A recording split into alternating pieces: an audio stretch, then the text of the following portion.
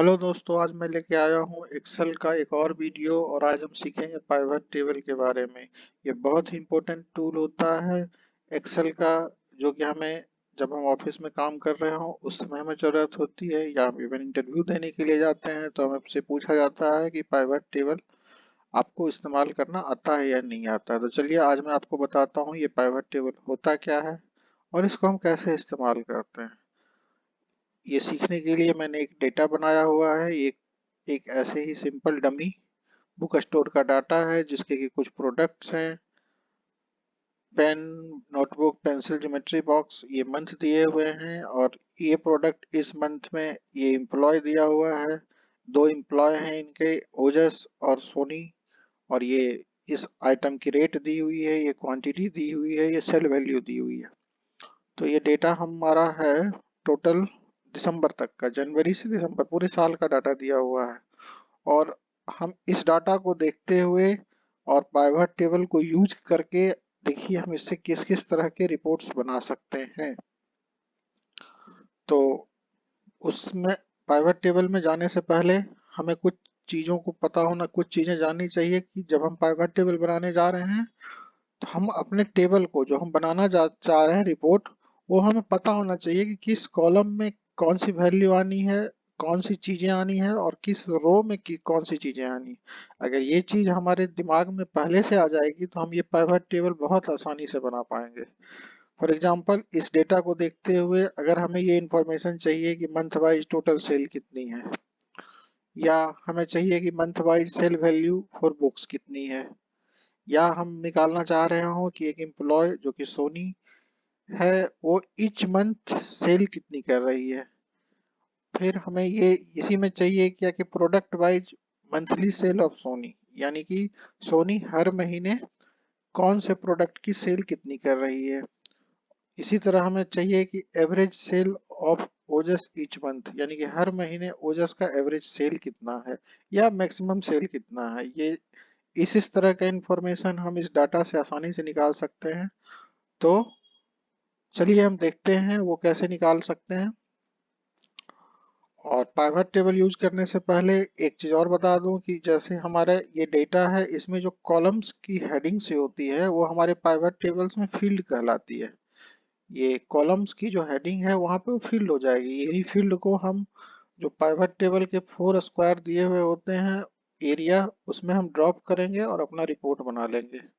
तो शुरू करते हैं कि पाइवट टेबल कैसे बनता है। इसके लिए सबसे पहला काम हम अपने डेटा को सेलेक्ट कर लेंगे और दूसरा इंसर्ट टैब पे जाके पहला ही ऑप्शन होता है पाइवट टेबल। ये पूछेगा आपसे सेलेक्ट करने के बाद, ये अपने आप इस डाटा को सेलेक्ट कर लेगा, पूछेगा न्यू वर्कशीट में ले जाना है, ये एग्जिस्टिंग में हम कर देते हैं न्यू में। ये देखिए पाइवट टेबल आ गया बन के, पाइवट टेबल बन गया। और यहाँ पे देखिए जो हमारी कॉलम्स की हेडिंग्स थी वो यहाँ पे एक फील्ड बन के आ गई, चूज फील्ड्स। और यहाँ पे ये 4 एरिया है, इसमें 4 चीजें होती है, filter, column, row, value.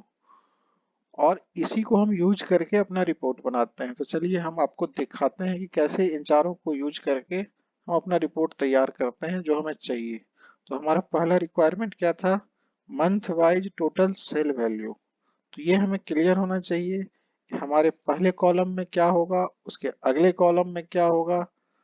For example हमें चाहिए पहले कॉलम में मंथ चाहिए जनवरी फरवरी मार्च, उसके बाद अगले कॉलम में चाहिए सेल वैल्यू, टोटल सेल्स कितनी है और उनका टोटल चाहिए। तो ये अगर ऐसा हमें मिल जाए तो हम ये क्वेश्चन का आंसर या ये हम रिपोर्ट बना सकते हैं। चलिए यही चीज करते हैं यहाँ पे।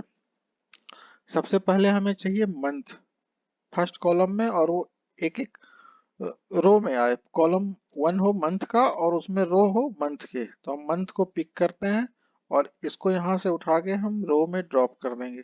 देखिए हमारा पहला बन गया। इधर हम जैसे ही ड्रॉप करेंगे ये अपने आप सेलेक्ट करके दिखा देगा कि हमारे मंथ में ये रो हैं जी। ठीक है।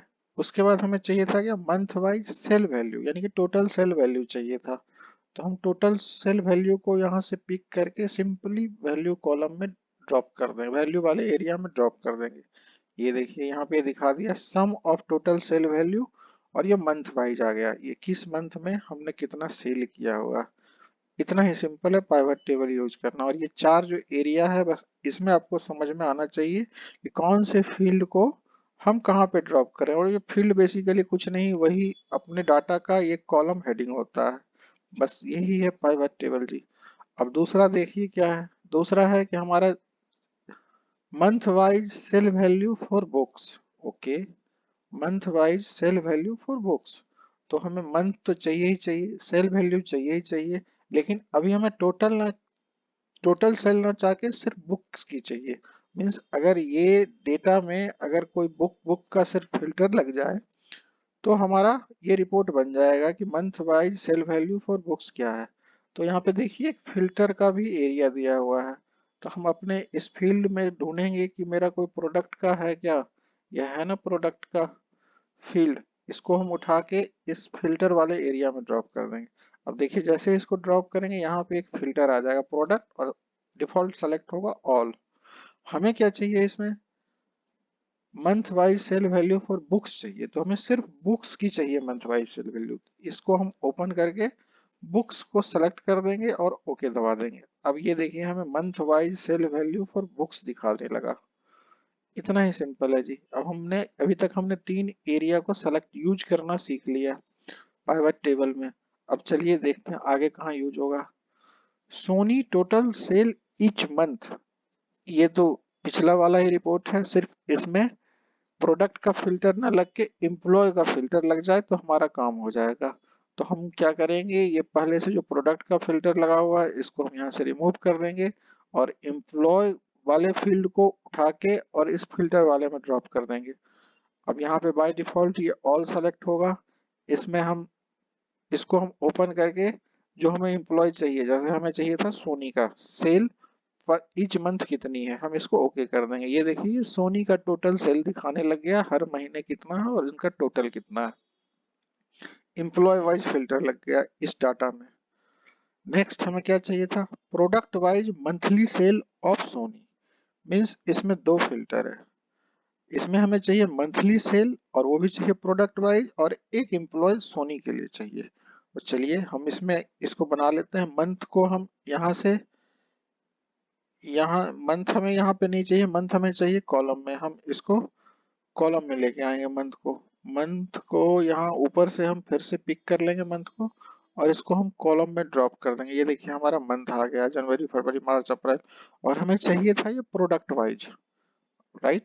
तो हम ये प्रोडक्ट की फील्ड को उठा के रो में डाल देंगे, रो में डाल देंगे। ये एम्प्लॉय को यहाँ से हटाना है और हमें चाहिए मंथ वाइज और प्रोडक्ट वाइज। तो प्रोडक्ट को यहाँ से उठा के ये रो वाले में, ये एम्प्लॉय आ जा रहा है, इसको एक बार हटा के ये प्रोडक्ट को पिक करना है हमें, प्रोडक्ट को पिक करना है। ये अगर हम या तो ऐसे क्लिक करके ड्रैग करके ले आए या टिक कर लेंगे तो ये अपने आप भी आ जाता है।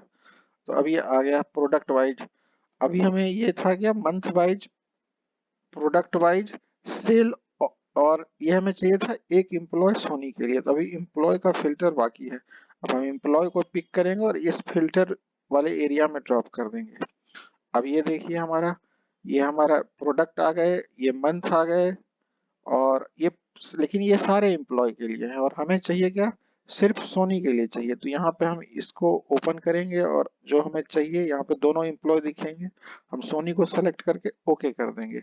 अब ये देखिए ये जो हमारा टेबल है ये बन गया, product wise month wise sale made by Soni के द्वारा कितना हुआ, सोनी ने कितना सेल किया, ये हमारा बन गया। सिर्फ ये तीन चीजों को आपस में वो करके ओके करेंगे। अब नेक्स्ट चीज हमें क्या चाहिए, नेक्स्ट चीज क्या चाहिए, हमें चाहिए एवरेज या maximum sale of Ojas each month. यानी कि हमें चाहिए month wise average sale of Ojas, ये हमें चाहिए। तो हम वापस से अपने उसी में चलते हैं,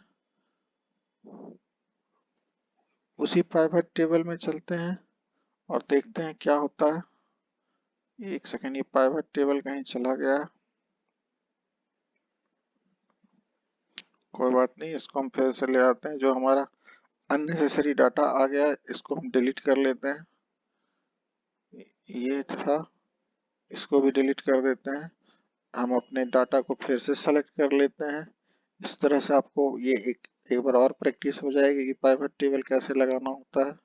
हमने ये डाटा सेलेक्ट कर लिया, इंसर्ट में गए, पाइवट टेबल फ्रॉम रेंज, ये अपने आप सेलेक्ट कर लिया। हमारा लास्ट क्या था? Average sale max sale of Ojas each month. तो हमें चाहिए क्या? एक एम्प्लॉय का चाहिए, फिल्टर होगा एम्प्लॉय का, तो हम एम्प्लॉय को पिक करके फिल्टर में ड्रॉप कर देंगे। हमें चाहिए ईच मंथ सेल वैल्यू, वो हम वैल्यू में ड्रॉप कर देंगे। और हमें चाहिए मंथ वाइज, तो मंथ को हम उठा के रो में कर देंगे। और ये एम्प्लॉय में हम ओजस का पिक कर देंगे। ये हमारा निकल गया एक एम्प्लॉय ओजस का मंथ वाइज सेल कितना है, बट ये अभी टोटल बता रहा है और हमें चाहिए क्या? एवरेज। तो हम इसमें फिर से जाएंगे और यहाँ पे ये जो वैल्यू का है ना, इसको ओपन क्लिक करेंगे तो यहाँ पे एक आएगा वैल्यू फील्ड सेटिंग। ये बाय डिफॉल्ट सम सेलेक्ट होता है, इसको टिक कीजिएगा तो आपको दिखेगा इसमें सम, काउंट, एवरेज सब होते हैं। आपको सिर्फ एवरेज सेलेक्ट करके ओके दबा देना है। ये देखिए एवरेज सेल ओजस का दिखा रहा है, ईच मंथ कितना है। हम इसको फॉर्मेटिंग कर देते हैं, ये एवरेज सेल है।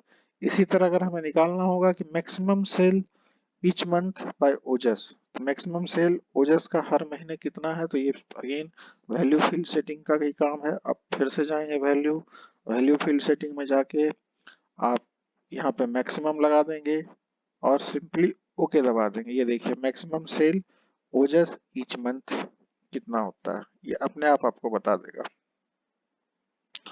उम्मीद करता हूँ आपको ये वीडियो अच्छा लगा होगा, आपने इससे कुछ सीखा होगा। अगर ये वीडियो अच्छा लगा तो मेरे चैनल को लाइक कीजिए, सब्सक्राइब कीजिए, ताकि मैं आपसे आपके लिए एक्सेल से रिलेटेड ऐसी और वीडियो बना के लाता रहूं। धन्यवाद।